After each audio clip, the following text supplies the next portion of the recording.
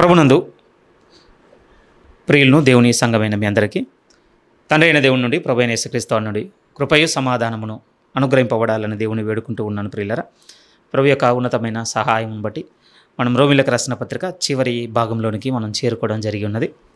ఇంతకాలము మనం ధ్యానించిన సంగతులు మన ఆత్మీయ జీవితపు ఎదుగుదలకు కొంతమేరకు ప్రయోజనం చేకూర్చాయని నేను నమ్ముతూ ఉన్నాను. సరే, విన్న మీ సంగతులు మీ పరిస్థితులు ఎలా ఉన్నాయో విమర్శ చేయటువంటి లేకపోతే తర్కించగలిగేటువంటి ఆత్మ యొక్క దర్శనం నాకైతే లేదు. కానీ నేను ఒకటి మాత్రం చెప్పగలను, మిమ్మల్ని బట్టి మీ సహవాసమును బట్టి మీకు ఉపదేశించుటకు నేను నేర్చుకున్న సమయమును బట్టి ఈ పత్రిక నాలో కొంత పరివర్తన కారణమైందని మాత్రం నా తరపున నేను సాక్ష్యం ఇచ్చడానికి ఇష్టపడుతున్నాను. ప్రియమైన వారలారా, కొన్ని మార్చుకున్నాను. నా వ్యక్తిగతమైన ధోరణి విషయంలో ఈ పత్రిక ద్వారా అలవర్చుకోవాల్సినటువంటి నడవడిక, నా మేనర్ని కూడా నేను కొంత ప్రభు ఎదుట పెట్టుకొని ఉన్నాను. నేను నడుచుకున్నటువంటి పూర్వపు మార్గంలో ఆయస్కరంగా ఉన్నవి, సహోదర సహవాసం విషయంలో ఆటంకకరంగా దేవునికి ఉన్నవి ప్రభు తన వెలుగులో చూపించినప్పుడు వాటిని బట్టి ఎంతగానో ఆదరింపబడి ఉన్నాను. మార్చుకున్నటకు దేవుడు బుద్ధిని కూడా అనుగ్రహించి ఉన్నాడని ప్రభునంద ఆనందంతో ఈ విషయాన్ని మీతో పంచుకుంటున్నాను. ప్రియులారా, అలాంటి పరివర్తన కూడా మీలో కూడా మొదలైందని నేను పరిశుద్ధాత్మ దేవుని ఎంతగానో గణపరుచుచున్నాను. ఎందుకంటే వింట వల్ల నిశ్చయంగా దేవుని చెప్పిన మాట నిజము, విశ్వాసం కలుగుతుంది. ఒకవేళ విశ్వాసమే మనకు కలిగితే అది మనల్ని కుదురుగా ఉండనివ్వదు. ప్రియమైన వారలారా, మనలో మార్పుకు దారితీస్తుంది. అదైతే నేను పూర్ణమైన విశ్వాసంతో చెప్పగలను ఆ మాటని. మరి ముఖ్యంగా ఈరోజు మనం ధ్యానించబోతున్న ఈ 16వ అధ్యాయం కూడా ఒక ధోరణి, నాలో ఉన్నటువంటి ఒక ఆలోచన విధానంలో చాలా బలమైన మార్పుకు ఒక పునాది రాయిని పెట్టిందని అయితే నేను ముందుగానే చెబుతున్నానండి. ఎందుకంటే కొన్ని విషయాల పట్ల నా కృపా పరిమాణంలో ఉన్నటువంటి కొరతను బట్టి, చిన్న విశ్వాస పరిమాణమును బట్టి కొన్ని దేవుని బలమైన విషయాలు నేను ఎరగలేకపోవట, ఆ ఎరగలేని ఆ స్థితిలో నేను కొన్ని అభిప్రాయాలు ఏర్పరచుకొని దాన్ని బట్టి దేవుని ఆయాసపరిచి ఉన్నానని నాకు కూడా అర్థమైంది. ప్రియమైన వాళ్ళ పోయిన వారం మీతో అన్నట్టుగా ఇంకోటి దీన్ని స్టడీ చేస్తానని మీతో చెప్పాను కదా. ఆల్మోస్ట్ ఒక 5-6 సేవకుల మాటలను, వారి అభిప్రాయములను, వారి కామెంటరీని దీని మీద నేను అబ్జర్వ్ చేసినప్పుడు సమాచారం అర్థమైంది. కానీ సమాచారం కంటే పైకి వచ్చి మాట్లాడింది ఏమిటి అంటే, నాలో దేవునికి ఒకటి ఆయాస్కరంగా ఉన్నది, ఈ అధ్యాయం ద్వారా దేవుడు బలంగా చూపించున్నాడు, దాంట్లో మార్పును ఇక నేను దేవునికి సమర్పించుకున్నాను. ప్రియమైన వాళ్ళ, వాస్తవానికి ఈ 16వ అధ్యాయంలో పూర్వపు చాలా ఓల్డ్ ప్రీచర్స్ అనే మాట ఏమిటి అని అంటే, చాలా కాలం అటండి, ఎర్లీ టైమ్స్లో అంటే ఆ మొదటి శతాబ్దపు తొలినాళ్ళలో చాలా రోజుల వరకు ఈ 16వ అధ్యాయం లేకుండానే ఈ లెటర్ సర్క్యులేట్ అయిపోయిందట అండి చాలా చర్చెస్లో. అంటే చాలామంది అభిప్రాయం ఆ కాలంలో ఎలా ఉండేనట అంటే, ఏమున్నాయి ఇందులో చదువుతున్నప్పుడు నోరు తిరగని పేర్లు కదా, అన్ని పేర్లే ఉన్నాయి, అందరికీ వందనాలే చెప్పాడు. దీంట్లో మనం స్పిరిచువల్గా ఆత్మ సంబంధంగా మనం గ్రహించగలిగేటువంటి లోతు ఏముంటుందన్న ఆలోచనతో దీనికి కొంత దూరం పెట్టినటువంటి పరిస్థితులు కూడా సంఘంలో ఏర్పడ్డాయి అటు. ప్రియమైన వాళ్ళారా, సరే, అవి మనం కళ్ళారా చూసినవి కాదు, చెవులారా విన్నవి కావు. కానీ పూర్వపు సేవకుల చరిత్ర అనుకరణను బట్టి నమ్మడానికి ఆస్కారం ఉంది. ఎందుకు ఆ మాట అంటున్నానంటే, మనం 15 అధ్యాయాలు చదివినంత సీరియస్గా 16వ అధ్యాయం చదవండి రోమాపత్రిక, ఇన్కేస్ మనం ముందు పెట్టుకొని చదివితే. నా మాట అబద్ధం కాదు. ఒకవేళ ఈరోజు చెబుతున్నాను కనుక ఇప్పుడు మనం గురి పెట్టుకోవచ్చాం, కానీ వెనక్కి వెళ్ళి ఆలోచిస్తే మీరే ఆలోచించండి. పోనీ యూజువల్గా సాధారణంగా ఈ 16వ అధ్యాయం నుంచి మహా అంటే మనం ఇప్పటివరకు విన్నది ఒకే ఒక్క రెఫరెన్స్ మీద ప్రసంగం వినుండొచ్చండి. సాతాను దేవుడు శీఘ్రంగా మీ పాదముల కింద చితక త్రొక్కించిన మాట తప్ప ఇక మనం ముందు వెనక ఎప్పుడు కూడా దీంట్లో నుంచి తీసుకున్నది లేదు, ఏ ప్రసంగం ద్వారా విన్నది లేదు, పెద్దగా నేను మాట్లాడింది అంతకన్నా లేదండి. అందుకే అన్నాను కదా, ఇది నాలో చాలా మార్పుకు కారణమైంది. నేను ఒక ధోరణిలో దేవుని ఎదుట సరిగ్గా లేనని తెలిసింది. ఒప్పుకుంటున్నాను, ఇందులో అన్ని వందన వచనాలే ఉన్నాయి. పౌలు గారు తన పరిచర్య అనుభవంలో తనతో సహకరించిన సహకారుల పేర్లు కావచ్చు, దేవుని యొక్క నడిపింపుతో ఆయనతో పాటుగా శ్రమనొందినటువంటి ఆత్మీయ సహోదరుల యొక్క అనుభవాలు కావచ్చు, అటు సహోదరులై రాస్తున్నాడు, ఇంకొక వైపు సహోదరిమణుల గురించి కూడా, సిస్టర్స్ గురించి, బ్రదర్స్ గురించి, ఇద్దరికి గ్రీటింగ్స్ చెప్తున్నట్టుగా ఈ అధ్యాయంను పంపుతున్నాడు. అయితే ఇందులో కేవలం వందన వచనం అనే కాదు, కానీ ఈ అధ్యాయం మనకు నేర్పిస్తున్నటువంటి ప్రధానమైనటువంటి విషయం ఏమిటి అని అంటే, ఇందులో మనకు స్థిరంగా చూపెడుతుంది, పరిశుద్ధుల సహవాసము నేర్పిస్తుందండి ఈ అధ్యాయము. వాస్తవానికి మనం అపోస్తుల విశ్వాస సూత్రము చెబుతుంటాం కదా, అందులో చివరి కింద 6 పదాల్లో ఒక పదం ఏముంటుందంటే, పరిశుద్ధుల సహవాసము నేను నమ్ముతున్నాను అన్నటువంటి మాట మనం మాట్లాడుతుంటాం. అది గుర్తు చేస్తుంది ఇందులో. రెండో విషయం ఏం గుర్తు చేస్తుంది అధ్యాయం అంటే, సంఘ పరిచర్య అనేది వన్ మ్యాన్ అంటే షో కాదు, ఒక వ్యక్తి నడిపించేటువంటి ఆర్భాటం అంతకన్నా కాదు.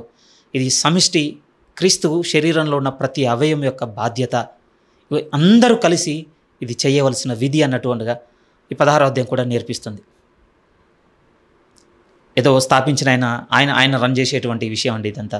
లేకపోతే అందులో ఉన్నటువంటి ఆ 100 మంది గుంపులో ఎవరో ఒక హ్యాండీగా ఒక 10 మందో 15 మందో చాలా కీలకమైన వ్యక్తులు ఉంటారు. వాళ్ళు నడిపించే వ్యవహారం అంతా ఇది. ఇలాంటి ధోరణి మనం మార్చుకోవడానికి 16వ అధ్యాయం మనకు గుర్తు చేసేది ఏంటంటే, లేదు అందరిది సంఘ నిర్వహణ అనేది అందరి బాధ్యత. ఇది రెండో విషయాన్ని కూడా మనం ఈ 16వ అధ్యాయంను చదువుతాం బట్టి మనం తెలుసుకోగలము. సరే, ఇలా పైన మాట్లాడుకోవడమైనా లోపలికి వెళ్ళి చూడడానికి మనం ప్రయత్నం చేయగలిగితే, వాస్తవంగా పౌలు గారు ఇందులో గ్రీటింగ్సే రాస్తున్నాడు. ఒప్పుకుంటాను ఆ విషయాన్ని. ఆ రాస్తున్నప్పుడు కేవలం వందనాలు మాత్రమే కాదు ప్రియమైన వాళ్ళారా, పరిశుద్ధాత్మ దేవుని సహాయంతో ఆ వందనము చెబుతున్న ప్రతి ఒక్క వ్యక్తి క్రీస్తులో ఏ విధంగా స్థిరపడ్డాడో కూడా పొడి పదాల్లో రాస్తున్నాడు ఆయన. ఆ ఆలోచనతో జాగ్రత్తగా చూద్దాం. ఎందుకంటే కేవలం వందనాలు మాత్రమే కాదు, ఇక కన్క్లూజన్లో ఏముంటుంది ఈ అధ్యాయంలో అంటే హెచ్చరికలు కూడా ఉంటాయండి. హెచ్చరికలు కూడా 12వ అధ్యాయం నుంచి మీరు చేర్చుకోండి, ఒకరికొకరు కలిసి ఉండండి, మీరు విడిపోవద్దు, భేదాభిప్రాయాలు ఉండొద్దు, ఏదైనా ఉన్నా కూడా బలహీనులను బలవంతులు ఓర్చుకోవాలి, చాలా విషయాలు చెప్పుకుంటూ వచ్చాడు కదా. కానీ 16వ అధ్యాయంలో స్ట్రేంజ్గా ఏం రాస్తాడు అనంటే, నేను ఇంత మీతో బోధించిన తర్వాత కూడా మీకు విరోధంగా ఇది కాకుండా ఇంకొక బోధ తెచ్చే వాళ్ళు ఉంటారు, అలాంటి వారు మీ మధ్యకు వచ్చినట్లయితే మీరు ఉపేక్షించొద్దు. పోనీలే వాళ్ళొక స్ట్రింగ్ కదా, వాళ్ళు ఒకటి నడుచుకుంటున్నారు, వాళ్ళు చూసుకుంటారులే అని మీరు కూడా సైడ్ కూడా అవ్వద్దు. లిటరల్గా అక్కడ వాళ్ళతో ఏమంటాడంటే, అసలు వారిలో నుండి తొలగిపోండి, దగ్గరికి రానివ్వకండి, మీరు వాళ్ళ దగ్గరికి వెళ్ళకండి, వాళ్ళతో ఉండకండి, ఉపేక్షించకండి. ఎందుకంటే అదంత ఆరోగ్యకరమైనది కాదు. అలా పట్టుకొని వస్తున్నవారు అసలు ఆరోగ్యకరమైన వ్యక్తులు కూడా కాదు వారు. అలాంటి హెచ్చరికలు కూడా చేస్తాడు. ఆ తర్వాత కన్క్లూజన్ ఇంకేం రాస్తాడు అనంటే, నేనైతే ఉత్తరాన్ని పంపుతున్నాను, నాకు తెలుసు ప్రభు ఏదో ఒక రోజు రోమపట్టణానికి పట్టుకొని వస్తాడు, కానీ నా వలే మీ దగ్గరకు వచ్చి మిమ్మల్ని చూడాలని ఆశపడుతున్న వారు ఉన్నారు. కానీ పరిస్థితులను బట్టి, వారికి విధించినటువంటి పరిచర్య విధులను బట్టి మీ దగ్గరికి రాలేని వారు కూడా ఈ పత్రిక ద్వారా మీకు వందనాలు తెలుపుతున్నారని ఈ రోమా సంఘము చూడలేని వ్యక్తులు, వారు అసలు పరిచయం లేని వ్యక్తులు, చూడలేని ఇంకొంతమంది సేవకుల యొక్క వందనాలు కన్క్లూజన్లో రాసి జత చేసి పంపిస్తుంటాడు ప్రియమైన. ఇది ఈ 16వ అధ్యాయంలో ఉన్నటువంటి అవుట్లైన్. సింపుల్గా స్టార్టింగ్ అంతా ఆయన జత పనివారుగా ఉండి, ఆయనతో పాటుగా ఖైదీలో ఉండి, ఇలా ఒక విధంగా ప్రభు సేవలో సాగిన వారందరికీ వందనాలు చెప్తున్న భాగము. ఇంకొక భాగం ఏం కనపడుతుంది అని అంటే, భిన్నమైనటువంటి బోధన పట్టుకొని వచ్చి కలవరపరిచేవారు, వీరు మనసులను చేరిపోయేవారు ఉన్నారుగా, వాళ్ళ నుంచి దూరంగా వెళ్ళిపోండి అన్న హెచ్చరికలు. మూడవ భాగం ఏం కనపడుతుందండి కన్క్లూజన్లో, నా వల్ల ఇక్కడ నాతో ఉండి మిమ్మల్ని చూడలేకుండా ఇక్కడే ఉండిపోయేవారు మీకు వందనాలు పంపిస్తున్నారు, వీరు వందనాలను కూడా మీరు స్వీకరించండి. అయిపోయింది. రైట్. ఇంత సింపుల్గా లేదు ప్రియమైన వాళ్ళారు. ఎందుకు లేదంటున్నాను అంటే, ఇక అధ్యాయంలో చదువుతున్నప్పుడు ఆ వ్యక్తుల ముందు రాసినటువంటి ఆ పొడి మాటల్లో ఉన్నటువంటి లోతు చూసినప్పుడు చూడగానే ఏం అర్థం కాలేదండి, ఒప్పుకుంటాను. చాలామంది సేవకులు ఒక్కొక్క దాంట్లో ఒక్కొక్క సందర్భం దేవుడు ఆ సేవకులకు ఇచ్చి, ఈ విషయం ఈ వ్యక్తిలో ఇది ఉండే ఇది గ్రహించు, ఆ వ్యక్తిలో అది ఉండే అది గ్రహించని ఒక్కొక్క స్వార్థకు ఉన్నట్ట కొన్ని మాటలని సమకూర్చుకున్నప్పుడు వీళ్ళు ఇంత గొప్పవారా అని తర్వాత అర్థమైంది ప్రియమైన వాళ్ళారా. ఇప్పుడు మనం నేరుగా చూద్దాం. స్టార్టింగ్ ఈ పత్రిక మొదలు పెడుతున్న 9 నెలల క్రితం ఒక మాట చెప్పాను. ఏం మాట చెప్పాను అంటే, పౌలు గారు ఈ పత్రిక రాస్తున్నప్పుడు ఎక్కడి నుంచి రాస్తున్నాడంటే కొరింథీ పట్టణంలో నుండి రాస్తున్నాడు. దట్టు గాయి అనే ఒక వ్యక్తి ఇంట్లో ఉండి రాస్తున్నాడు అని చెప్పడం జరిగింది మీతో. రాసి ఆ కొరింథీ నుంచి రోమాకు తీసుకెళ్ళాలి కదా. మనం అప్పుడు అనుకున్నాం కొన్ని 100 మైళ్ళ దూరము, చిన్న దూరం ఏం కాదు. ఇప్పుడంటే మనకు అంటే లెటర్ బట్వాడా అంటే లెటర్ పంపింపబడ్డం అనేది మనకు చాలా ఈజీ అండి. ఫ్రమ్ టు అడ్రస్ రాసి ఇంత లోపల విషయం రాసి ఒక డబ్బాలో పడేసామంటే దానికి ఒక వ్యవస్థ ఉంది. ఆ వ్యవస్థలో ఎంప్లాయీస్ ఉంటారు, వాళ్ళు వస్తారు, పిక్ చేసుకుంటారు. అందులో ఉన్న అడ్రస్, పిన్ కోడ్ వీటన్నిటిని బట్టి వాళ్ళకున్న వెహికల్ ద్వారా అన్నీ డిస్ట్రిబ్యూట్ అయిపోతాయి. అక్కడికి వెళ్ళిపోగానే మళ్ళీ అక్కడ లోకల్కి వెళ్ళగానే అక్కడ మళ్ళీ ఎంప్లాయీస్ ఉంటారు, వాళ్ళు పిక్ చేసుకుంటారు, వాళ్ళని అడ్రస్కి ఇచ్చేస్తారు. ఇది మనకు తెలిసిన విధానం. ఇది తపాలా వ్యవస్థ, పోస్ట్ ఆఫీస్ మనకు తెలిసింది. కానీ ఆ రోజులు అది లేదు ప్రియమైన వాళ్ళారా. ఒక లెటర్ వెళ్ళాలి అని అంటే ఒక మనిషి ప్రత్యేకించి దాన్ని పట్టుకొని వెళ్ళాలండి, అంతే. ఇంకొక దారి లేదు. మనం మాట్లాడుకుంటుంది ఈ సమయం కాదు కదా, 2000 సంవత్సరాల క్రితం. జస్ట్ ఇమాజిన్ ఎలా ఉండేనో. ఒక వ్యక్తి తీసుకొని వెళ్ళాలి. రెండోది కూడా చెప్తాను. ఈ లెటర్ వెళ్ళడం అనేదండి, ఎవరో వెళ్తున్నారు, ఏది కొరింథీ నుంచి ఎవరో రోమ్కి వెళ్తున్నారు. అయ్యా కొంచెం మనం కూడా ఇక్కడ చేస్తున్నాం కదా, మన ఊరు నుంచి ఏదైనా మన దగ్గరికి రావాలనుకోండి, బస్సు డ్రైవర్కో కండక్టర్కో మనం బుజ్జగించి ఏదో చేతిలో కొంచెం ఫేర్ పెట్టి సంహవ్ అక్కడ ఒకళ్ళు ఉంటారండి, నేను ఫోన్ నెంబర్ ఇస్తాను, బస్ నెంబర్ ఇస్తాను, వాళ్ళు పిక్ చేసుకుంటారు, ప్లీజ్ ఇవ్వండి ఇవ్వండి. అలా జరిగింది కాదండి. చాలామంది అభిప్రాయం ఏమిటి అంటే ఎవరో వెళ్తున్నారు, ఆ వెళ్తున్న దాంట్లో రాసి ఇచ్చేసారా, పట్టుకొని వచ్చేసింది. అలాంటి అభిప్రాయం కూడా ఉందండి సేవకులు. స్టిల్ దే ఆర్ అలైవ్, ఇప్పటికి కూడా బతుకున్నారు అలా చెప్పేవారు. మీరే ఆలోచించండి ప్రియమైన వారలారా, అలాంటి ఆలోచన ఉందనుకుంటున్నారు దేవునికి? నేను కూడా బహుశా సువార్థికుల యొక్క వర్తమానం వినకపోతే నేను కూడా ఈ పొడి సమాచారంతో సాటిస్ఫై అయ్యేవాడిని. ఓకే, అలానే వెళ్ళుండొచ్చు. లేకపోతే ఇన్ని వందల మైళ్ళు ఒక లేడీ పట్టుకొని వెళ్ళడం ఏంటి అసలు ఈ లెటర్? ఇదే ఆమె ఏదో పని మీద వెళ్తుంది, సో రాసి ఇచ్చి పంపించి ఉండొచ్చు అని నేను అనుకుని ఉండేవాడినేమో. కానీ ఆ వ్యక్తి తీసుకొని వెళ్ళినటువంటి ఆ స్త్రీ తన బ్యాక్గ్రౌండ్ హిస్టరీ కొంత చదివినప్పుడు ఆశ్చర్యం కలిగింది. ఎందుకా దేవుడు ఈమెను పిక్ చేసుకొని ఈమె ద్వారానే ఈ ఉత్తరాన్ని పంపిస్తున్నాడు? మీరే ఆలోచించండి.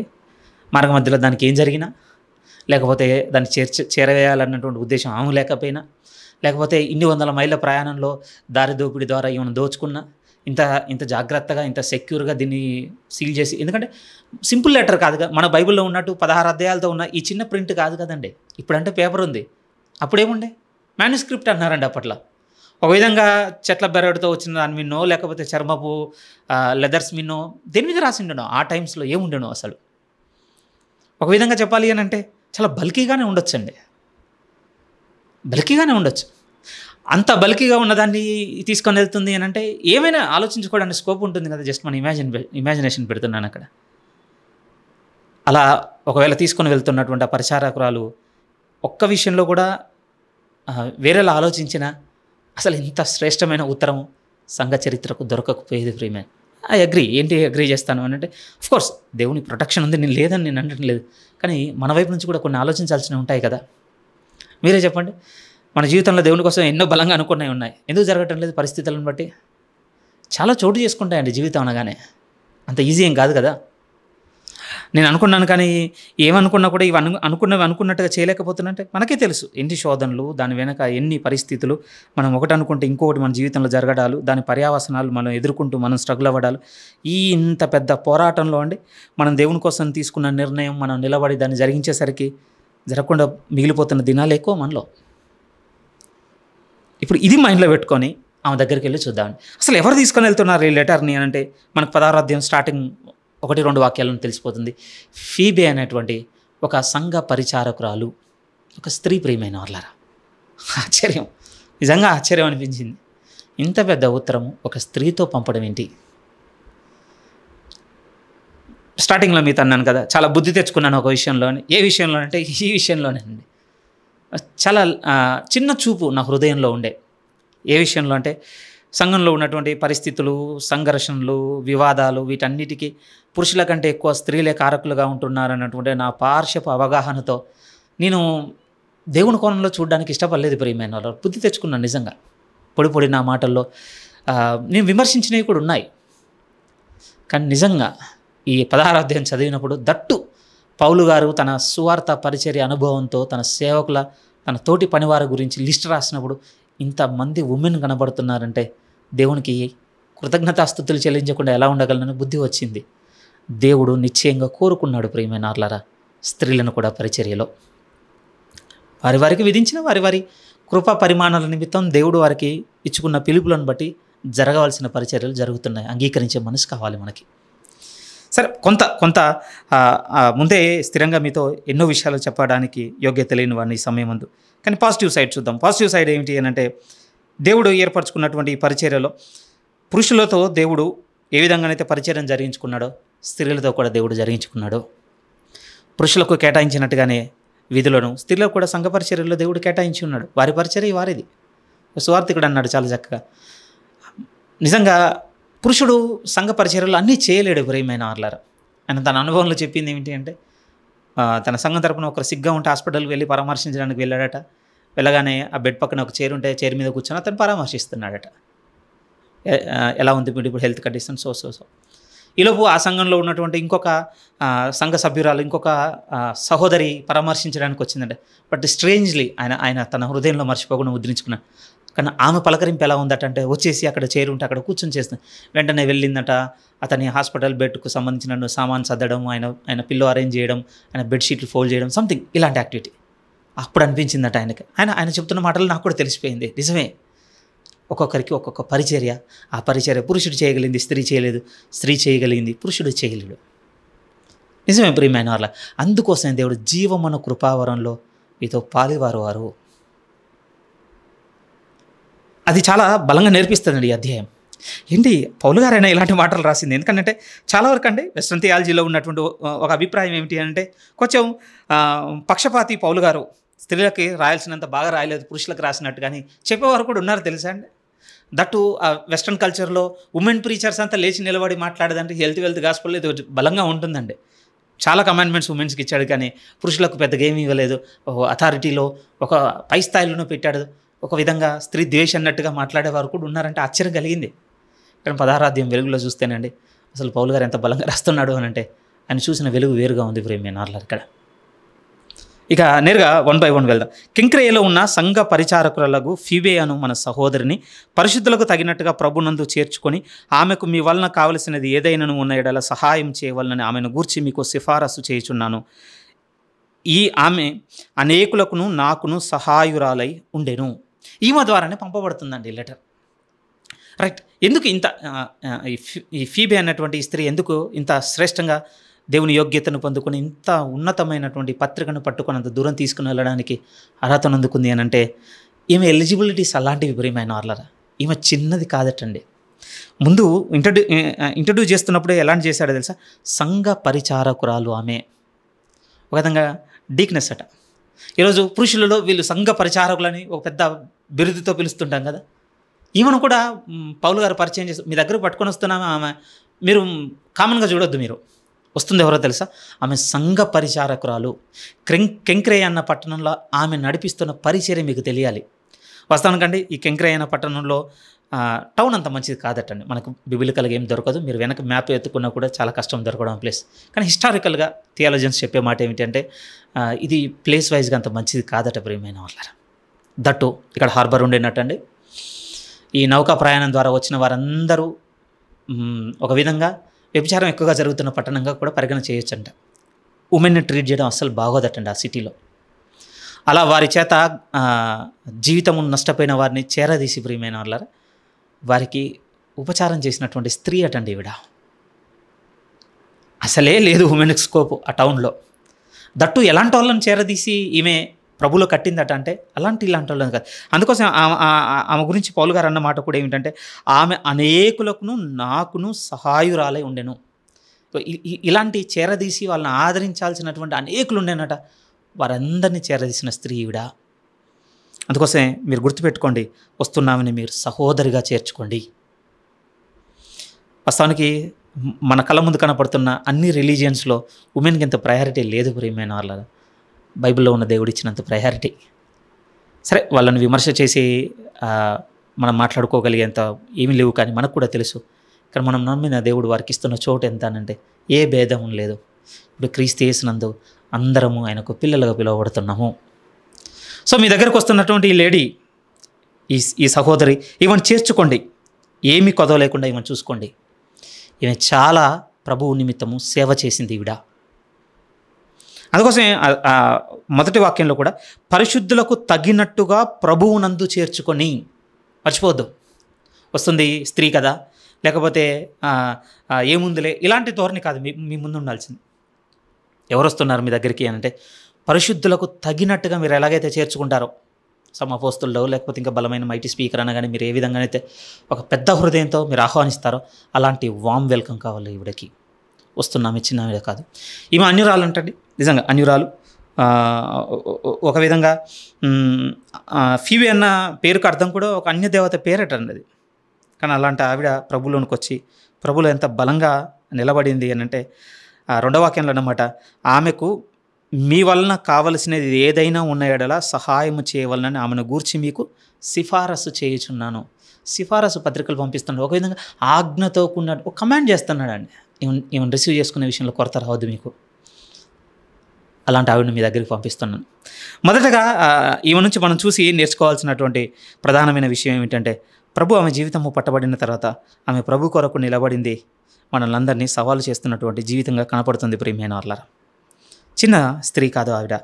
ఆమె సంఘ పరిచారకురాలు, సహోదరిగా ఎంచబడి ఉన్నది. అంతేకాదు చాలామందికి, అనేకులకు, నాకును కూడా సహాయురాలై ఉండెను. ఇది ఆమెను గురించినటువంటి విషయాలు. ఇక తర్వాత అక్కడున్న వారి గురించి, లెటర్ పట్టుకెళ్తున్న గురించి రాసిన తర్వాత ఇప్పుడు రోమ్లో ఉన్నారు చాలామంది. అందులో పౌలు గారికి ముఖపరిచయం ఉన్న వాళ్ళు కూడా చాలామంది ఉన్నారు. ఇక వారందరికీ వందనాలు చెప్తున్నాడండి. 3వ వాక్యం నుంచి ఆల్మోస్ట్ 15వ వాక్యం వరకు ఏం కనపడుతుందంటే, పౌలు గారికి ఏదో ఒక రకంగా పరిచయం ఉన్నటువంటి అనేకులు, ప్రభునందు ఉన్నటువంటి అనేకులు రోమ్లో ఉన్నారు, రోమా సంఘంలో ఉన్నారు. వాళ్ళందరికీ వందనాలు పంపిస్తున్నాడు. ఇప్పుడు ఇక కింద 3వ వాక్యం నుంచి అందులో ఎంత పెద్ద జాబితా కనపడుతుంది అని అంటే, ఇందులో స్త్రీలు ఉన్నారండి, పురుషులు ఉన్నారు, ఆ తర్వాత ఒక విధంగా దాసులు ఉన్నారు, అధికారులు ఉన్నారు, బంధువులు కూడా ఉన్నారు. లిస్ట్ చాలా పెద్దదండి పౌలు గారిది. నిజంగా ఇక్కడ ఆశ్చర్యపోవాల్సిన విషయం, ఇంతమందిని ఎలా గుర్తుపెట్టుకున్నాడు. కష్టమే కొంచెం. ఒక విధంగా చెప్పొచ్చు, వారి గురించి మానక ఆయన చేసిన ప్రార్థనను బట్టి ఆయన గుర్తుపెట్టుకున్నాడని చెప్పడానికి ఆస్కారం ఉంటుంది. ప్రియమైన వాళ్ళ, ఇక చూద్దాం ఎవరెవరు అక్కడ పౌలు గారికి తెలిసిన వారు ఎవరు అంటే, 3 నుంచి, క్రీస్తు యేసునందు నా జత పనివారైన ప్రిస్కిల్లకును ఆకులకును నా వందనములు చెప్పుడి.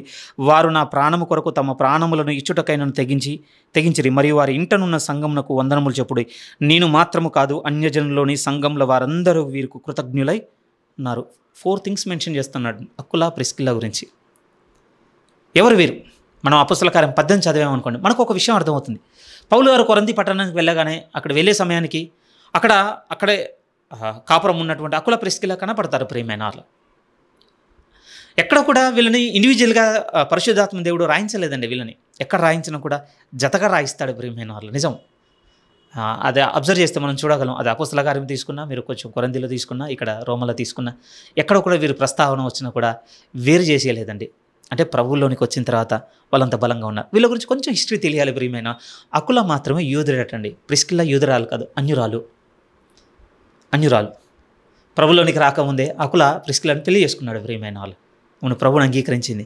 కానీ ఇక్కడే మోస్ట్ ఛాలెంజింగ్ పార్ట్ ఏంటి అని అంటే, అకుల కంటే చాలా బలమైన సేవకురాలుగా నిలబడిపోయిందండి. బైబిల్ ఒక ప్యాటర్న్ కనబడుతుంటుందండి. అది అన్నిసార్లు ఖచ్చితంగా అలాగే తీసుకోవాలని నేను చెప్పను, కానీ మెజారిటీ ఎక్కువసార్లు మాత్రం దానికి ఆస్కారం ఉంటుంది. ఏంటి అని అంటే, ప్రభువులో బాగా బలంగా ఉన్న వాళ్ళని అందరినీ ముందు ప్రస్తావిస్తూ, ఆ తర్వాత నెమ్మదిగా స్లో డౌన్ అవుతూ, లేకపోతే ప్రభువులో కొంచెం బలహీనంగా ఉన్న తర్వాత రాస్తున్నటువంటి జాబితా మనకు కనబడుతుంది. టేక్ ఫర్ మీరు ఎగ్జాంపుల్, 4 సువార్తల్లో అపోస్తల పేర్లు మీరు తీసుకోండి, మాటికి షెఫల్ అవుతుంటాయండి. కానీ స్థిరంగా ముందున్న 3 మాత్రం అసలు మారవు. పేతురు, యాకోబు, యోహాను, ఆంధ్రే. ఈ 4 ఆల్మోస్ట్ అండి. దట్టు ఆ 3 పేర్లు అస్సలు మారు. ఆంధ్రే దగ్గర నుంచి చేంజ్ అవుతుంటాయి మాటికి. ఎందుకు ఇట్లా మామూలుగా రాయొచ్చు కదా అంటే, చాలా వరకు సువార్థికులు చెప్పే మాట ఏమిటి అని అంటే, వాళ్ళలో ఉన్నటువంటి ఆ బలమైన స్థితిని బట్టి, వాళ్ళ ప్రభు కొరకు వాళ్ళు ధైర్యంగా నిలబడి జరిగించిన పరిచర్యను బట్టి ఎప్పుడు కూడా ఇన్నర్ సర్కిల్ ఉన్న వాళ్ళందరూ ముందు రాయబడుతుంటారు. కొంచెం దూరంగా, అంటే దాని అర్థం భక్తుల్లో లేరని నేను అనటం లేదు, కానీ మీకు అర్థమైపోయింది కదా విషయం. అలా అకుల ప్రిస్కిల్ల దగ్గర నుంచి ఆ తర్వాత ప్రభులో బలంగా బలపడిన తర్వాత ప్రిస్కిల్ల ఫస్ట్ ప్లేస్ తీసుకుంది. ప్రియమైన, అంటే లేడీస్ ఫస్ట్ అని కాదు, కానీ ఆమె ప్రభులో అంత బలంగా కనపడుతుంది. నిజంగా అపొస్తల కార్యం 18 మీరు చదువుతున్నప్పుడు కూడా అపోలో అనే ఒక లేఖనంలో ఏందో విద్వాంసుడు అక్కడికి వస్తాడు. అతన్ని చేర్చుకొని అతన్ని ప్రభు సంబంధించిన విషయాలను నివృత్తి చేసి అతను కట్టేది కూడా ఎంత బలంగా ఉంటుంది అని అంటే, వీళ్ళు ఎక్కడ కూడా రాజీకి రాలేదటండి. వీళ్ళు ఎక్కడి నుంచి వచ్చారంటే, అసలు ఫస్ట్ రోమ్లో ఉండేటోళ్ళు. రోమ్లో ఇక యూదులు ఉండొద్దు అన్నటువంటి ఆజ్ఞ జారీ కాగానే ఇక రోమ్ పట్టణాన్ని విడిచిపెట్టి కొరింథీకి వచ్చి అక్కడ సెటిల్ అయ్యారు. కొరింథీలో సెటిల్ అయిన తర్వాత అక్కడ ఇంట్లో సంఘంను ఏర్పాటు చేసుకున్నారు, పరిచయం జరిగిస్తున్నారు. ఈలోపు పౌలు గారు వారితో మీట్ అవ్వడం జరిగింది, వారితో కలిసి డేరాల పని చేయడం జరిగింది. వారి పరిచర్య, పౌలు గారి యొక్క సేవానుభవం అన్నీ కలిసి ఆ పట్టణంలో బలంగా సువార్త ప్రబలిన తర్వాత పౌలు గారు మళ్ళీ సువార్త వ్యాపకం నిమిత్తం అక్కడ నుంచి ఇంకొక ప్రాంతానికి కొంతకాలం తర్వాత వెళ్ళిపోగానే, మళ్ళీ మనం ఇన్ని రోజులు వినుకుంటూ వచ్చాం కదా, రోమ్లో మళ్ళీ ఆ ఆజ్ఞ ఇంతకుముందు చెప్పినటువంటి రాజు వెళ్ళిపోగానే మళ్ళీ యూదులందరూ తిరిగి రోమ్కి వచ్చేయచ్చు అన్నటువంటి ఆజ్ఞ మళ్ళీ రాగానే మళ్ళీ కొరింథీ నుంచి విడిచిపెట్టి అకుల, ప్రిస్కిల్ల మళ్ళీ రోమ్కి వెళ్ళిపోయి అక్కడ కాపురం ఉన్నారు. ప్రియమైన, అందుకోసం ఇప్పుడు అంటున్నాడు, ఈ లెటర్ పంపించి ఇప్పుడు మీ మధ్య ఉన్నటువంటి ప్రిస్కిల్లకును అకులకును నా తరపున వందనాలు చెప్పండి. వారెవరో తెలుసా? నా జత పని వారు. వారు నా జత పనివారు. వారు ఎంత చేశారు అని అంటే ఆయన ఏమన్నాడు అని అంటే, నా నిమిత్తం తమ ప్రాణములనిచ్చుటకైనను కూడా వారు వెనుకాడలేదు.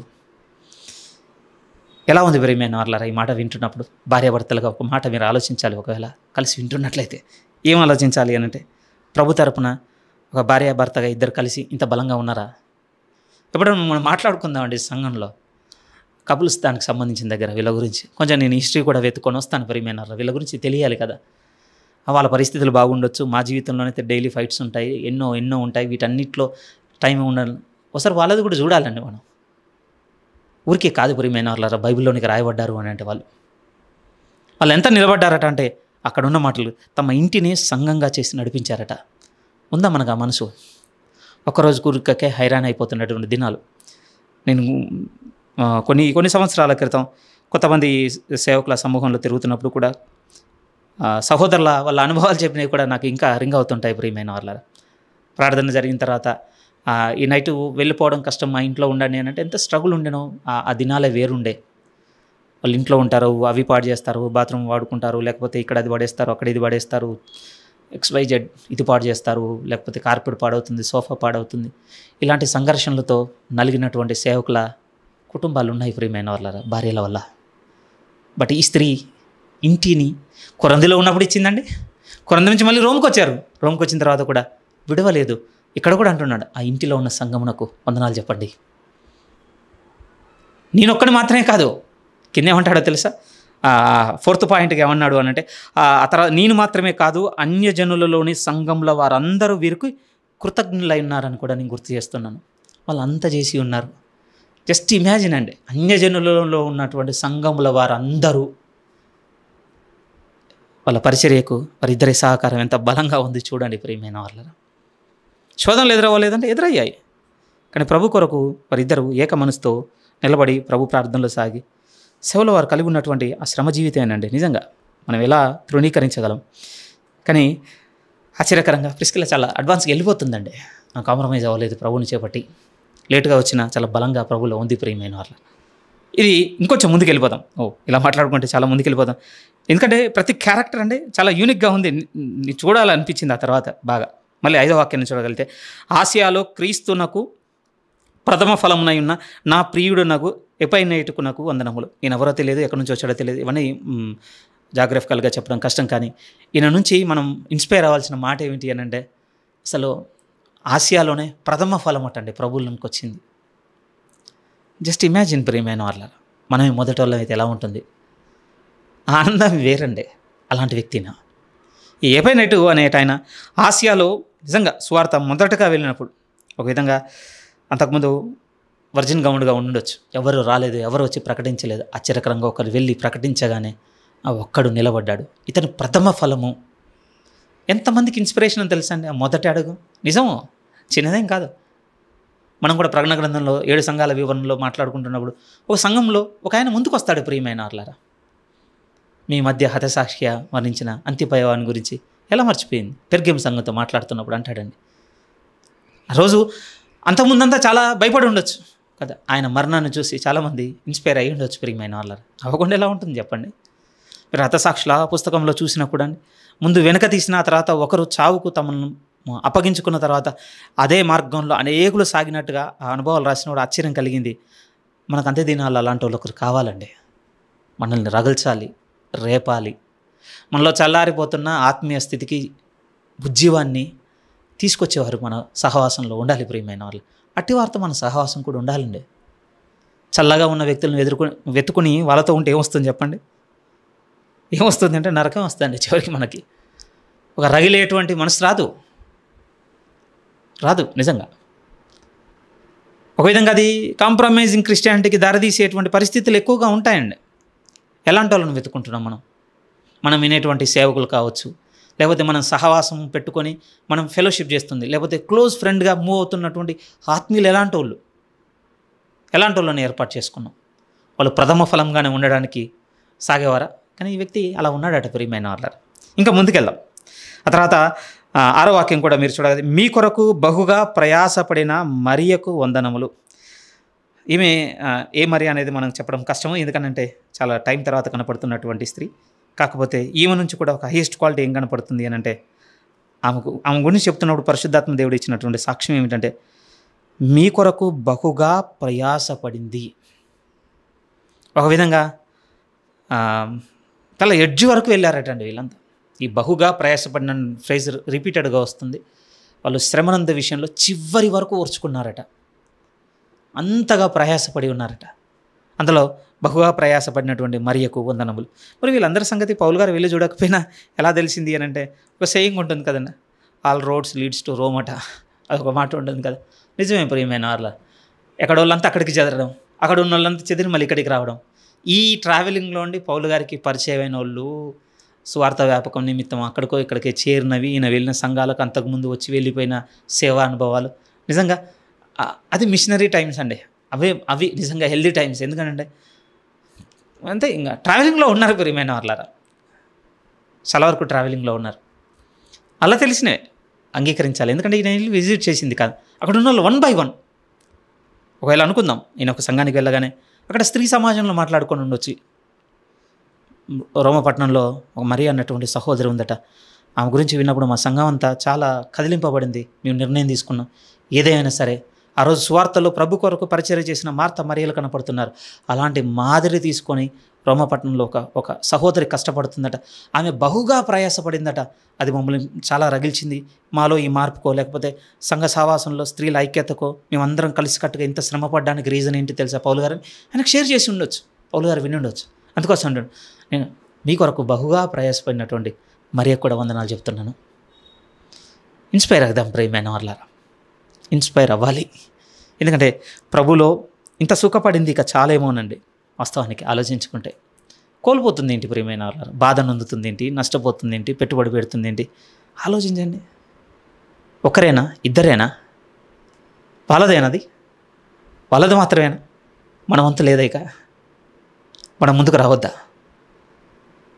అది వచ్చినప్పుడే చూస్తాను అని అంటే బాగా వినండి ప్రియమైన వాళ్ళారా. పని ఎప్పుడట అండి, ఇది ఏ విధంగా చెప్పాలి మీతో అంటే, యోగ్యతను వెతుక్కొని రాదటండి, పనే మనల్ని యోగ్యులుగా చేస్తుంది ప్రియమైన వాళ్ళారా. అంతే. నేను అంటే నా యోగ్యత తగిన పని వస్తే చూస్తాను. నీకేం యోగ్యత లేదు. ఫస్ట్ నీకు వచ్చిన పని నేను చేసేదే మన యోగ్యతను నిరూపిస్తుంది ప్రియమైన వాళ్ళారా. వీళ్ళందరి గురించి పరిశుద్ధాత్మ దేవుడు మనకి ఇస్తున్నటువంటి సాక్ష్యం ఏమిటి అని అంటే, వీళ్ళందరూ మనల్ని రగిల్చాలి. అవ్వలేదు, చాలా ముందుకు వెళ్ళాలి కదా. తర్వాత 7వ వాక్యాన్ని కూడా మీరు చూడండి. నాకు బంధువులను, నా తోడి ఖైదీలనైన అద్రోకినుకును యూనియాకును వందనములు. వీరు అపోస్తుల్లో ప్రసిద్ధికెక్కిన వారే, నాకంటే ముందుగా క్రీస్తునందున్నవారు. ఇంకొంతమందిని పిక్ చేసుకున్నాడు, ఒక ఇద్దరిని పిక్ చేసుకొని వీళ్ళ గురించి చెప్తున్నాడు. వీళ్ళ గురించి కూడా ఒక 4 విషయాలు మెన్షన్ చేస్తున్నాడండి. వీళ్ళకు నేను వందనాలు చెప్తున్నాను. వీళ్ళ ఎలాంటి వాళ్ళో తెలుసు, మీ మధ్య ఉన్నారు. వీళ్ళ గురించి నేను చెప్తున్నాను. వారు ఒకవైపు నా బంధువులు, రెండో వైపు నాతో పాటు ఖైదీలై కూడా ఉన్నవారు. మూడో విషయం ఏమంటున్నా అంటే, వీరు అపోస్తుల్లో ప్రసిద్ధికెక్కినవారు. కేవలం 12 మంది, ఆ 12 మంది తర్వాత లేదని వాగ్వాదానికి ఏం లేదు. ఈయన ఎంత మాట అంటున్నాను, వారి వల్లే వీరు కూడా అపోస్తులుగా పిలువబడ్డవారు. వాళ్ళలో అపోస్తులుగా పిలువబడినటువంటి వీళ్ళ సమకాలినటువంటి ఉన్న ఈ సహవాసంలో వీళ్ళు ప్రసిద్ధులు. రెండో అర్థంగా చెప్పాలి అంటే, అపోస్తులు అంటే నథింగ్ బట్ అండి, పంపబడినవాడని అర్థం ప్రియమైన వాళ్ళు. అంతే. ఒక విధంగా మిషనరీ, పంపబడినవాడు. అందులో వీరు ఇక్కడ మనం చదువుకున్నటువంటి ఇద్దరు, అద్రోకికును యూనియాకును వందనములు. వీరు అపోస్తులో ప్రసిద్ధికెక్కిన వారే. ఇంకొక మాట, నాకంటే ముందుగా క్రీస్తునందున్నవారు. అది ఎంత బాగుంది చూడండి ఆ ఫ్రేజ్. ఒక విధంగా ఆ 12 మందితో సమపోల్చుకుంటూ పౌలు గారు రాసినప్పటికీ వీళ్ళ దగ్గరకు వచ్చేసరికి ఆయనలో ఉన్నటువంటి దీనత్వం ఎంత చూపిస్తున్నానంటే, నేనే ఒప్పుకుంటున్నాను. ఆ 12 మందిలో ఒకనిగా ఎంచబడినవాడిని అయినప్పటికీ వీరు నాకంటే క్రీస్తులో ముందుగా ఉన్నవారు. ఎంత హ్యూమిలిటీ కావాలో తెలుసండి అది చెప్పడానికి. ఇలాంటి సేవకునికి, ఇంత అర్హత కలిగిన స్థాయి కలిగిన సేవకునికి, అలాంటి ఇంత బలమైన సేవకుడే తన దీనత్వంలోనికి వెళ్ళి అవతల ఉన్న వాళ్ళని గణపరుస్తున్నారు అంటే ఊరికేం కాదు కదా, ముఖస్థుతి కోసం కాదు కదా, వాళ్ళు ఎంత జెన్యూన్గా ఉండొచ్చు ప్రభువులో. నేను చూశాను. నేను ఖైదీగా ఉండి నాతో పాటు వారు ఖైదీగా ఉన్నప్పుడు నేను వాళ్ళని చూశాను. నిజమే ప్రియమైన వాళ్ళ, మనతో ఇంత దగ్గరగా మన సంఘంలో ఉన్నటువంటి ఇంకొకరు వచ్చి ఉంటేనండి మనం ఎక్స్పోజ్ అయిపోతామండి, దొరికిపోతాం కదా, సింపుల్గా దొరికిపోతాం. మన ప్రేయర్ ఏంటి, మన బైబిల్ రీడింగ్ ఏంటి, మన ఇంట్లో కాన్వర్జేషన్స్ ఏంటి, లేకపోతే ఇతరుల గురించి మంచి చెడు ఏం మాట్లాడుకుంటున్నాం, ఏం చేరవేస్తున్నాం, బయటికి దొరికిపోతామండి అంతే. ఇంకా బట్ పక్కనున్న పౌలు గారు, నేను చూశాను, నాకు ఎంత అనిపించిందంటే అపోస్తల్లో వీరు ప్రసిద్ధికి ఎక్కినవారు. నేను చూశాను వాళ్ళని.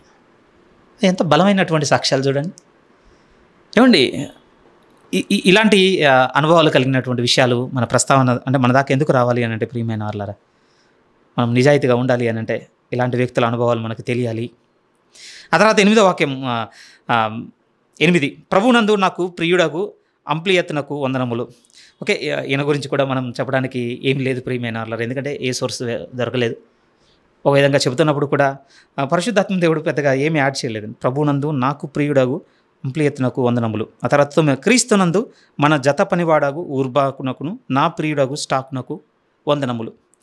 ఇంకా కిందికి వెళ్తుంది. క్రీస్తునందు యోగ్యుడైన అంప్లియకునకు వందనములు, అరిస్టాబులు ఇంటి వారికి వందనములు. ఇక్కడ కూడా ఒక ఇంట్లో చర్చ్ నడుస్తుందట, అరిస్టాబుల్ ఇంట్లో ఉన్నటువంటి వీళ్ళ గురించి రాస్తున్నప్పుడు కూడా క్రీస్తునందు యోగ్యులు, క్రీస్తునందు ఆ పదాలే ప్రియమైన వాళ్ళ వీళ్ళకు ఉన్నటువంటి డిస్క్రిప్షన్ అనుకున్న ఒక విధంగా ఉన్నతమైనటువంటి వివరణ వీరి తరపున వారు ప్రభులో ఉన్నవారు, యోగ్యంగా ఉండటకు నడుచుకున్నవారు. వారి ఇంటి ఉన్న సంఘమును కావచ్చు, పరిచర్యలో జత పనివారుగా ఉండే విషయంలో కావచ్చు, ప్రభు కొరకు ప్రయాసపడే విషయంలో కావచ్చు, వీరు ఎక్కడ కూడా వెనక తీయలేదు. వీరు నిజముగా కనబడుతున్నవారు ప్రియమైన వాళ్ళారా. ఇంకా కిందికి వెళ్ళగలిగితే 10వ వాక్యం. క్రీస్తునందు యోగ్యుడైన అపెల్లేకునకు వందనము, అరిస్టాబులు ఇంటి వారికి వందనములు, నా బంధువుడగు హెరోదియోనుకు వందనములు, నార్కిస్సు ఇంటి వారిలో ప్రభు నందున్న వారికి వందనములు. ఏమంటే యాక్చువల్లీ ఇక్కడ ఈ నార్కిస్ అన్న వ్యక్తి ఉన్నాడు కదండి, ఈయన స్లేవ్ అటండి, యాక్చువల్లీ బానిస. ఓకే, ఈయన ప్లేస్ ఏంటి, ఏ పరిస్థితులు అవి నాకు తెలియదు కానీ బానిస. బట్ జస్ట్ ఇమాజిన్ బ్రేవ్, బానిసలకు ఎటువంటి హక్కులే లేనటువంటి ఆ పరిస్థితుల మధ్య ప్రభులోనికి ఒక వ్యక్తి వచ్చి, ఆ వచ్చిన వ్యక్తి కట్టబడిన తర్వాత ప్రభు ఎంత నమ్మకమైన పనిగా ఇతను నించాడట. ఇతను కూడా ఒక సంఘమును ఇంట్లో ఏర్పాటు చేశాడు అని అంటే మీరు జస్ట్ ఇమాజిన్ ప్రియమైన వాళ్ళారా, ఇలా ఎలాంటి పాత్రలో దేవునికి. అదొకటి ఇక్కడ చెప్పడానికి ఇష్టపడుతున్నాను. నార్కిస్ ఇంటి వారిలో ప్రభునందున్న వారికి వందనములు. 12 ప్రభునందు ప్రయాసపడు త్రుపైనాకును త్రుపోసాకునకు వందనములు. వీరిద్దరు ట్విన్స్ అట్టండి. అంతకుమించి ఒకే సౌండింగ్తో పక్కన వచ్చిన పేర్లు ఉన్నాయంటే మోస్ట్లీ మనం బైబిల్లో చూడాల్సిన ప్యాటర్న్ ఏంటంటే ట్విన్స్ అట. బట్ ప్రభు కొరకు నిలబడ్డారు ప్రియమైన వాళ్ళు. అదే చెబుతున్నాడు. ఆ తర్వాత 12లోనే ప్రియురాలాగు పెర్సీసునకు వందనములు, ఆమె ప్రభువునందు బహుగా ప్రయాసపడను. మనం పైన చదువుకొని వచ్చాం కదా మరియ దగ్గర, ఈమె ప్రభువునందు బహుగా ప్రయాసపడను. సేమ్ ఆమె ప్రభు కొరకైతే ఎంతగా శ్రమను తీసుకోవడానికి కష్టపడటానికి వెళ్ళిందో, ఇక్కడ పెర్సీసు కూడా అలాంటి నడిపింపు ఉన్నటువంటి సేవకురాలే. మెజారిటీ ఉమెనే కనపడుతున్నారు చూడండి. ఇంత బలహీనమైనటువంటి పాత్రలు ఇంత బలంగా ఉన్నాయి. నన్ను చాలా బుద్ధి నేర్పిందండి ఈ అధ్యాయం. నిజం ప్రియమైన వాళ్ళారా, మనం ప్రభువులో ఉండాలే కానీ ప్రభు ప్రతి అనర్హమైన పాత్రను అర్హతలోనికి తీసుకొని వెళ్ళే విధానం వేరుగా ఉంటుంది ప్రియమైన వాళ్ళ. సంఘంలో వింటున్నటువంటి, ఒకవేళ ఈరోజు వింటున్నటువంటి సిస్టర్స్ నేను అడుగుతున్నాను, వీళ్ళని మీరు గురిగా పెట్టుకోవడానికి ఇష్టపడుతున్నారా? చాలండి. ఇక అంటే పురుష బోధకులతోని పురుషుల గురించి విన్నటువంటి ప్రసంగాలు, మీరు పురుషులతో మాట్లాడుకున్నాయి ఎక్కువైపోయాయి. ఇక చాలు. అప్పుడప్పుడు వీళ్ళని కూడా ఎంపిక చేసుకోండి ప్రియమైన. వీళ్ళలో పొందుకున్నవి ఆశీర్వాదాలు, లాభాలు ఏం లేవండి. ఘనతలు, ఎక్కి ప్రసంగించడాలు, నథింగ్. కానీ వీళ్ళలో ఎవరిని తాకినా కనపడుతుంది అంటే ప్రయాసపడ్డారు వీళ్ళు. అక్కడ కనపడుతుందండి చర్చ్లో మీ యొక్క నిజమైన బాధ్యత. తీసుకుంటున్నారు అంత శ్రమని.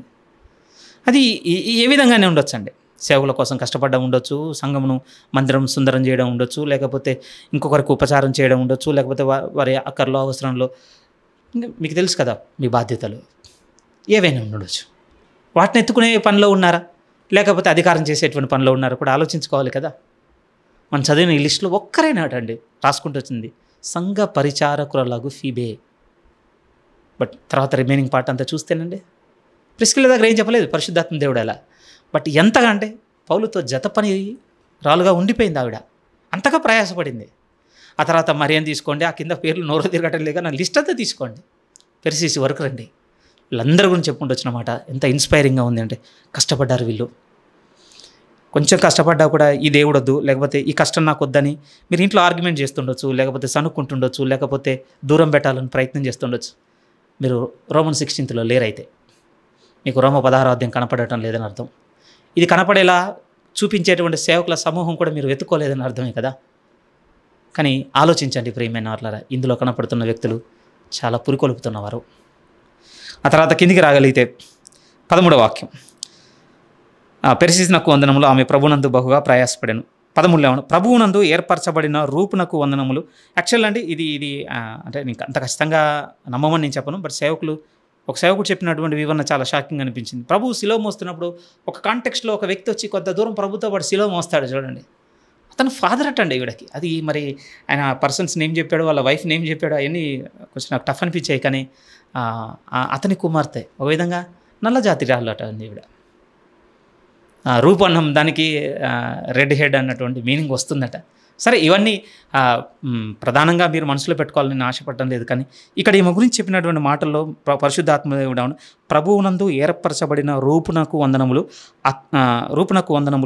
అతని తల్లికి వందనములు, ఆమె నాకును తల్లి. ఎందుకు ఈ మాట అంటున్నాడు అంటే లిటరల్గా అంటే ఈ రూపునకు ఉన్నటువంటి తల్లి పౌలు గారికి కూడా కొడుకు అనుకొని ఒక తల్లి కొడుకు చేసేటువంటి పరిచర్యలని చేసింది అన్నటువంటి అవగాహన ఉంది ప్రియమే. ఎందుకంటే పౌలు గారు వివాహం చేసుకున్నారు, సింగిల్గా ఉన్నారు. ఆయన దైనందిన జీవితంలో ఉన్నటువంటి ఆయన పనులు కావచ్చు, ఆయన బట్టలు కావచ్చు, ఆయన దినచర్యలలో వాటిల్లో సహాయం చేసింది. అందుకని అంటున్నాడు ఆమె నాకు కూడా తల్లి. ఎప్పుడు క్లెయిమ్ చేసుకుంటామండి? ఊరికేం అనమండి. పలకరింపులు అమ్మ అని అనడం వేరు. కానీ ఆమె నాకు కూడా తల్లి అని చెప్పుకోవాలి అని అంటే, ఒకవేళ కన్న తల్లి నడుచుకున్న వైఖరితో ఇంకొకరు కూడా మన ఎడలు నడుచుకుంటే, అవునండి ఈమె నాకు కూడా తల్లితో సమానం, అప్పుడే అన్నామని. ఎవరు పడితే వాళ్ళు అన్నాం కదా. పౌలు గారు కూడా పరిశుద్ధాత్మ మీద సాక్ష్యం ఇస్తున్నామని, ఆమె నాకు కూడా తల్లి, ఎందుకంటే నాకు చేసింది ఆవిడ. ఆ తర్వాత అంటున్న మాటలు ఇక కిందికి వెళ్ళేసరికి మొత్తం మెన్ కనపడుతుంటారు ప్రియమెన్నార్ల ఎండింగ్లో 14 నుంచి. అసుంక్రీతునకు, ప్లెగోకునకును, హెర్మేకునకు, పత్రబోకును, హెర్మాకును, వారితో కూడానున్న సహోదరులకు వందనములు, పిలోగుకును, యూలియాకును, నెరియాకును, అతని సహోదరునికి, వంపాలనకును, వారితో కూడున్న పరిశుద్ధులందరికీ వందనం. వీళ్ళ గురించి చెప్పడానికి ఏం లేదు ప్రియమైన వాళ్ళారు. బట్ చాలా మంచి ఫ్రేజ్, నన్ను బాగా ఆకర్షించిన ఫ్రేజ్ ఏంటంటే, వీళ్ళ గురించి ఇక్కడ మాత్రమే కాదు, పరలోకంలో ఉన్న జీవ గ్రంథం అందు కూడా ఈ పేర్లు రాయబడ్డాయన్న మాట వినగానే అండి ఇంకా అదొక మాట చాలా అనిపించిందండి వీళ్ళ గురించి. నాకు బ్యాక్ హిస్టరీ ఏం అవసరం లేదు, వీళ్ళది వన్ వర్డ్ ప్రియమైన వాళ్ళ. ఇక్కడ రాయబడిన ఈ పేర్లన్నీ పరలోకమందున్న జీవ గ్రంథమందు, గొర్రెపిల్ల జీవ గ్రంథమందు రాయబడి ఉన్నాయి. ప్రమాదం జరిగి ఇక్కడ కాలిపోయినా కూడా అక్కడ స్థిరం ప్రియమైన వాళ్ళ. ఇక్కడ కనపడ్డ సేవకులు వీరందరూ ప్రభువులు. పరిశుద్ధుల సహవాసమును గుర్తు చేస్తున్న ఈ మాటలన్నీ. రెండో వైపు సంఘ పరిచర్య ప్రియమైన వాళ్ళ. ఇది ఒక్కరితో నడిచేది కాదు, సమిష్టిగా క్రీస్తు శరీరంలో ప్రతి అవయవం పనిచేయడాన్ని బట్టి అందులో ఎంత బలంగా కనపడుతున్నారంటే పౌలు అనుభవంలో ఎంతమంది స్త్రీలు ముందుకు వచ్చి కనపడుతున్నారు చూడండి. వీరందరూ ప్రభు కొరకు ప్రయాసపడిన వాళ్ళు, ప్రభులో సుఖపడ్డ వాళ్ళు, ఆశీర్వాదాలు అందుకున్నవారు, లాభపడ్డవాళ్ళు కాదు. అలా చెప్పింది, నష్టపోయిన వారు, ప్రాణం మీదకి వస్తున్నా కూడా నిలబడ్డవారు. ప్రిస్కిల్ల దగ్గర అన్నమాట, ఆమె నా ప్రాణం నిమిత్తం తమ ప్రాణమును అప్పగించడానికి సిద్ధపడిపోయింది. మనం ఈ రోజు నుంచి మన శాలరీలో కొంత తీయగానే క్వశ్చన్స్ రైజ్ అవుతుండొచ్చేమో. ఎవరికి ఇద్దాం అనుకుంటున్నావు, ఎందుకు ఇద్దాం అనుకుంటున్నావు, ఏ మనిషిను ఆలోచించావా, ఫ్యామిలీ ఏంటి, ఇన్వెస్ట్మెంట్ ఏంటి, రేపు రాబోతుంది ఏంటని మాట్లాడుతూ ఉండొచ్చు. నాకు ఐ డోంట్ నో, నాకు తెలియదు ఎలాంటి డిస్కషన్స్ ఉంటాయి. బట్ వీళ్ళు ఎలా ఉన్నారు తెలుసా? పద ప్రాణమే పెడదాం వాళ్ళ కొరకు. పరిశుద్ధులు ప్రియమైన వాళ్ళు, ప్రభు సేవకులు.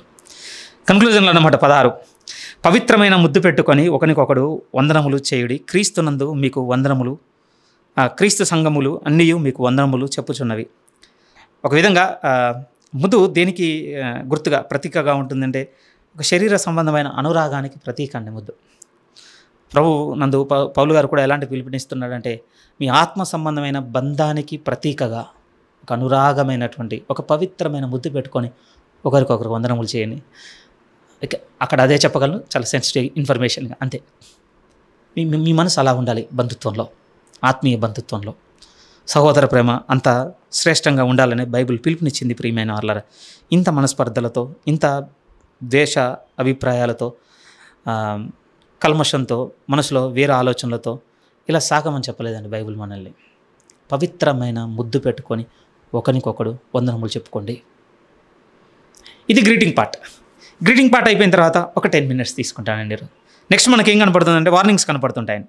ఇలా మీరు నడుచుకుంటున్నారు కదా, ఈ నడుచుకుంటున్న మీ మధ్యకి ఎలాంటి వాళ్ళు వచ్చే అవకాశం ఉంది అంటున్నాడు. 17, సహోదరులారా మీరు నేర్చుకున్న బోధకు వ్యతిరేకంగా భేదములను ఆటంకములను కలగజేయ వారిని కనిపెట్టి ఉండుడని మిమ్మల్ని బతిమాలు కొనుచున్నాను.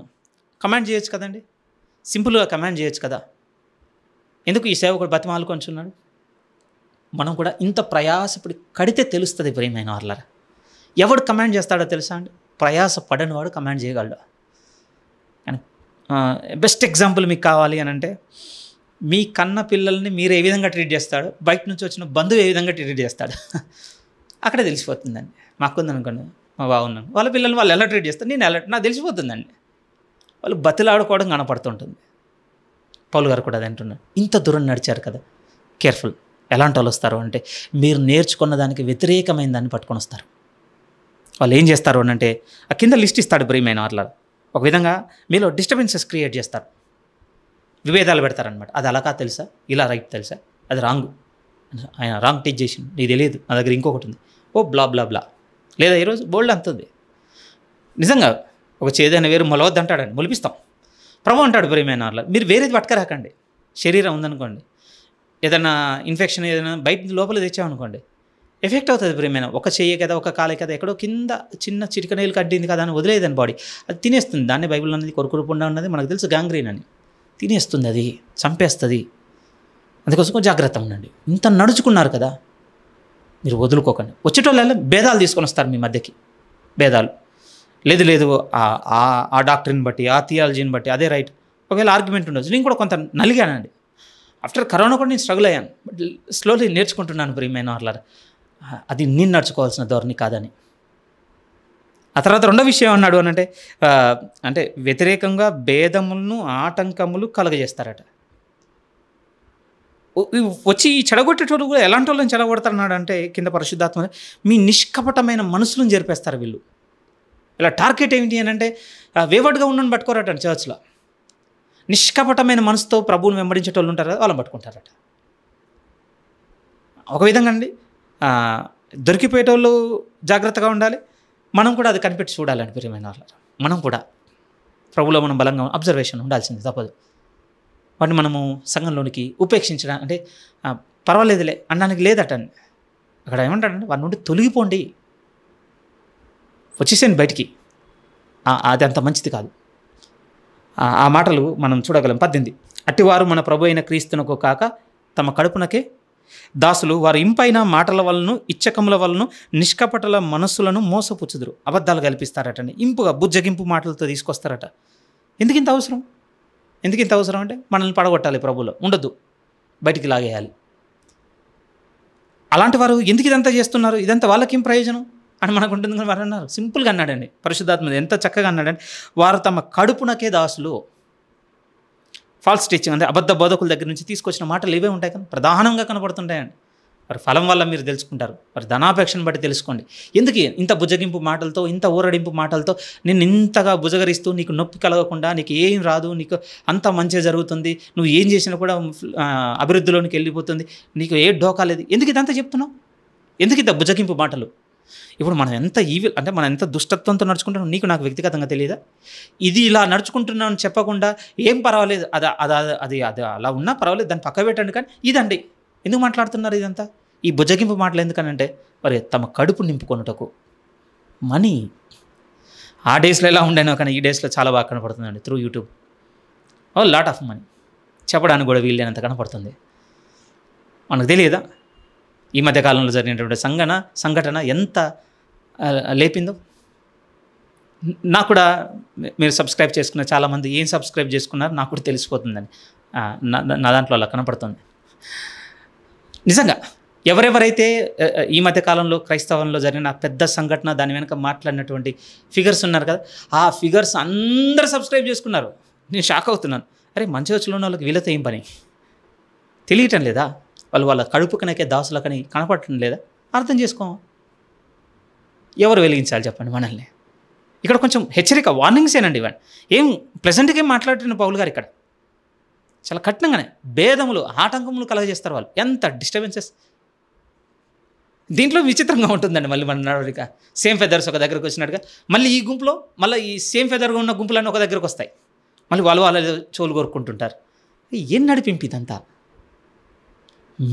నేను ఒక సంఘము, ఈ సంఘంగా చూసే ధోరణి కావాలి. వీళ్ళంత ప్రమాదకరమైన వారటంటే వీళ్ళని గుర్తుపట్టడానికి, లేకపోతే వీళ్ళ నుంచి తొలగిపోవడానికి మనం అలవర్చుకోవాల్సిన ఒక విషయాన్ని చెప్తున్నానులేండి. అదొకటి చెప్పాలి, నేను ఇక్కడ విస్తరించిన కూడా ఇబ్బందిగా ఉంటుంది. 19, మీ విధేయత అంటే మీ నిష్కపటమైన మనసులను చెరుపుతారు కదా, వారి నుంచి బయటకు వచ్చుటకు ఇస్తున్న మార్గం ఏంటంటే 19, మీ విధేయత అందరికీ ప్రచురమైనది కనుక మిమ్మల్ని గూర్చి సంతోషించుచున్నాను. మీరు మేలు విషయమే జ్ఞానులను, కీడు విషయమే నిష్కపటునై ఉండవాలని కోరుచున్నాను. ఈ బిహేవియర్ అలవాటు చేసుకుని ప్రభు కూడా అంటారు మత్తయి సువార్త 10:16, మీరు పావురం వల్ల నిష్కపటలను, పాముల వల్ల వివేకంగా ఉండండి. జాగ్రత్త. మనం గుర్తుపడడానికే దేవుని వాక్యం మన చేతిలో ఉంది. ప్రియమైన వాళ్ళారా, ఎందుకు వింటున్నాం, ఎందుకు చదువుకుంటున్నాం, ఏం ధ్యానిస్తున్నాం, ప్రభులో ఏం ప్రార్థనలు అడుగుతున్నాం, మనసు పెట్టండి. వాటి ద్వారానే చూడగలము. ఇక్కడ అంటున్నాను, మీరు అంటే మేలు విషయంలో జ్ఞానంగా ఉండండి. రెండో వైపు అంటున్న మాట ఏమిటి అని అంటే, కీడు విషయంలో నిష్కపటంగా ఉండండి. వాళ్ళకి ఇవ్వకండి అవకాశాన్ని. ఇలా మీరు నడుచుకుంటే శీఘ్రముగా వాళ్ళని మీలోనికి నడిపించినటువంటి సాతాను ఉంది కదా, దాన్ని మీ పాదముల కింద ఆయన చితక త్రొక్కించును. 20 కనెక్టింగ్ మీనింగ్ అదేనండి. ఏంటి ఆయన శీఘ్రంగా పాదముల కింద దాన్ని తొక్కించును అంటే, మీరు నిష్కపటులుగా మేలు విషయంలో జ్ఞానంతో, కీడు విషయంలో నిష్కపటమైన మనసుతో, మీ నిష్కపటమైన మనసును కాపాడుకునే వైఖరితో మీరు సాగుతున్నారనుకోండి, మీ మధ్యకు భేదములను ఆటంకం కల్పించుటకు వచ్చారు కదా, బుజ్జగింపు మాటలతో, ఇచ్చకపు మాటలతో, కడుపు దాసులు ఉన్నారు కదా, వారిని శీఘ్రంగా తొక్కిస్తాడు. నడిపించింది వాడే కదా అపవాది. అది వార్నింగ్స్ ప్రియమైన వాళ్ళు. ఇక తర్వాత కింది మనకు 21 నుంచి ఏం కనపడుతుంది అని అంటే, ఇక పౌలు గారితో ఇక్కడున్న వాళ్ళు, రోమాకు రాలేని వారు ఉన్నారు, వారు కూడా వందనాలు పంపిస్తున్నారు. అదే మనకు కనపడుతుంది. నా జత పనివాడగు తిమోతి, నా బంధువులకు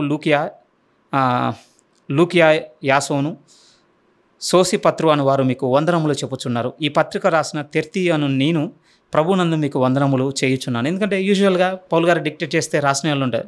అరిస్తార్కు అని ఒక దగ్గర ఉంటుంది, కొన్ని లెటర్స్లో శీల కనపడుతుంది, ఇక్కడ తెర్తియు అన్న వ్యక్తి కనపడుతున్నాడు. పౌలు చెప్తే డిక్టేట్ చేసిన వ్యక్తులు ప్రియమైన వాళ్ళ. మనకు తెలుసు పౌలు గారికి కంటి సమస్య ఉందని కూడా గల్తీలో అంటాడు కదా, అది కూడా కొంచెం మనం గుర్తుపెట్టుకోవాల్సిన విషయం ఉంది. ఆ తర్వాత 23, నాకును యావత్ సంఘమునకు ఆతిథ్యం ఇచ్చు గాయియు మీకు వందనములు చెప్పుచున్నాడు. అక్కడ ఉండే రాస్తున్నాడు కదా, మనం అన్నాం కదా కొరింథీలో గాయి ఇంట్లోనూ నీ లెటర్ పంపిస్తున్నాడు. ఆయన అంటున్నాడు నాకును యావత్ సంఘమునకు ఆతిథ్యం ఇస్తున్నాడు. ఈయన ఎంత మైటి డీకన్ అనుకో, ఒక విధంగా చర్చ్ ఎల్డర్ అనుకోండి. యావత్ సంఘమునకు ఆతిథ్యం ఇచ్చేటువంటి మనసు ఈయన కలిగి ఉందట ప్రియమైన వాళ్ళు. ఆయన కూడా మీకు వందనములు చెప్పుచున్నాడు. ఈ పట్టణపు ఖజానాదారుడగు ఎరస్తు అను సహోదరుడు క్వర్తును మీకు వందనములు చెప్పుచున్నారు. వీరందరూ చేరలేకపోయేవారు, రోమ్కు వెళ్ళలేని వారు ఇక్కడ నుంచి వందనములు పంపిస్తున్నారని వీరిని కూడా జతపని వారిని యాడ్ చేసి పౌలు గారు ఈ లెటర్లో పంపిస్తున్నాడు. ఆ తర్వాత 24 వర్స్, మన ప్రభు అయిన యేసుక్రీస్తు కృప మీ అందరికీ తోడైండును. యూజువల్ బ్లెస్సింగ్ పౌలు గారు.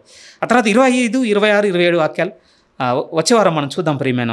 మళ్ళీ ఒక విధంగా రివైండ్ అనుకోండి, లేకపోతే హోల్ సమ్మరీగా కనపడుతుంది 25, 26 వాక్యాలు, 27 వాక్యాలు. అది వచ్చేవారం ఒక విధంగా మళ్ళీ 16 అధ్యాయాలు కొంచెం మనం రివైండ్ చేసుకుందామండి. సరే, ఈరోజు చెప్పి ముగించే మాట ఏమిటి అంటే, మనకు 16వ అధ్యాయం ద్వారా కనపడుతుంది ఏమిటి అని అంటే, ప్రభునందు సహవాసం ఎలా ఉందో చూస్తున్నాం ప్రియమైన వాళ్ళారు. వారిలో ఎవరిని కూడా పరిశుద్ధాత్మ దేవుడు మర్చిపోలేదు. ఆ పరిశుద్ధాత్మ దేవుని చేత నడిపింపబడుతున్నటువంటి సేవకుడుగా ఉన్న పౌలు కూడా ఎవరిని మరవలేదండి. పేరు పేరున ప్రతి ఒక్కరిని జ్ఞాపకం చేసుకుంటూ అక్కడున్న సంఘమును బలపరుస్తున్నాడు, వందనాలు పంపిస్తున్నాడు, జాగ్రత్తలు చెప్పాడు. ప్రభు కోసం ప్రయాసపడిన వారి యొక్క ఘనతలను కూడా మన స్మృతులకు తెచ్చి ఉన్నాడు ప్రియమైన వాళ్ళు. జ్ఞాపకం చేసుకోండి వాళ్ళని. వారందరూ ఎంతగా ప్రయాసపడి ఉన్నారు, ఎంతగా సమర్పించుకున్నారు. వాళ్ళ ఇంట్లో ఉన్న సంఘములు వారు ఇక వాటినాడు. ఆ తర్వాత జాగ్రత్త, ఇంత మంచి నడవడికలో నుంచి చెడగొట్టే వాళ్ళు వస్తారు, వారి నుంచి దూరంగా పొండి. వారి నుండి దూరంగా మీరు ఉండుటకు, వారిని గుర్తించుటకు, మీకు సహాయంగా ఉండుటకు మనతో అన్నమాట. మీరు మేలు విషయంలో జ్ఞానంతో నడుచుకోండి. ఎవరి ఏడలా సరిగ్గా ఉండాలో మేలు విషయంలో జ్ఞానం, కీడు విషయమే నిష్కపటంగా ఉండండి. హాని చేయకండి ఎవరికి. అలాంటి వాళ్ళు మీకు కనపడ్డారా, మీ ఎక్స్పోజ్ చేస్తాను, నీ వీడియో పెడతాను ఉంది కదా, నథింగ్ లైక్ దట్. దూరంగా ఉండండి, నిష్కపటంగా నడుచుకోండి, ప్రభుకు అప్పగించండి, చూసుకుంటాడు. ఉంటాయని నిందలు ఉంటాయి, ఆబ్వియస్గా ఉంటాయి. ఎందుకంటే పౌలు గారి మీద కూడా చాలా వచ్చాయి, చాలా అలిగేషన్స్ అయ్యాయి, వస్తాయి. మనం తర్వాత పత్రికలో మనం మెడిటేట్ చేస్తున్నప్పుడు గలతీలోనే చాలా ఎక్కువ మాట్లాడుకోవాలి. ఎందుకంటే చాలా అలిగేషన్స్ వెళ్ళిపోయాయి పౌలు గారి మీద కూడా. ఈవెన్ కొరింథీ 2వ పత్రికకు వచ్చేసరికి కూడా మనం మాట్లాడుకోవాల్సి వస్తుంది. ఎందుకంటే క్లెయిమ్ చేసుకోవాల్సి వచ్చింది. నేను తక్కువ అన్నా, నా గుర్తులు చూడండి, నా సేవ అనుభవంలో నేను పడిన శ్రమలు ఎందుకు మాట్లాడుకుంటున్నాడు, ఏమైనా గొప్పలు అవి చెప్పుకొని ఎందుకు చెప్పాల్సి వచ్చింది అని అంటే, ఈయన మీద ఎన్నో లేపి ఉన్నారు. ఈయన కీడు విషయంలో నిష్కపటుగా ఉండేసరికి ఓకే అడ్వాంటేజ్ తీసుకున్నారనమాట. బట్ పౌలు గారు వాళ్ళని నిందించలేదు, కానీ కీడు విషయంలో నిష్కపటంగా తన వైఖరిని చూపిస్తూ ఇవి చూడండి, దేవుడు నా ద్వారా జరిగించిన గుర్తులు చూడండి, నన్ను బాధించకండి, క్రీస్తు ముద్రలు నాయందున్న, అది గల్తీతో అన్నమాట, కొరంతితో అన్నమాట. చూడండి నా అనుభవంలో నేను పడిన ప్రయాసం చూడండి, నా ఓడ ప్రయాణంలో తీర్పుల దగ్గర అవన్నీ ప్రస్తావిస్తాడు ప్రియమైన వారలారా. ఆ తర్వాత కన్క్లూజన్లో మనకు కనపడింది ఏంటంటే పౌలుతో ఉండి అక్కడికి చేరలేని వారి తరపున కూడా వందనములు రాసి పంపిస్తున్నాడు. హోల్సమ్గా చెప్పేది ఏమిటి అని అంటే సంఘము ఒక్కరిది కాదు, అందరి బాధ్యతతో అందరూ తమ వంతన పనిచేయాల్సిందిగా ఈ ముగింపు కనపడుతుంది.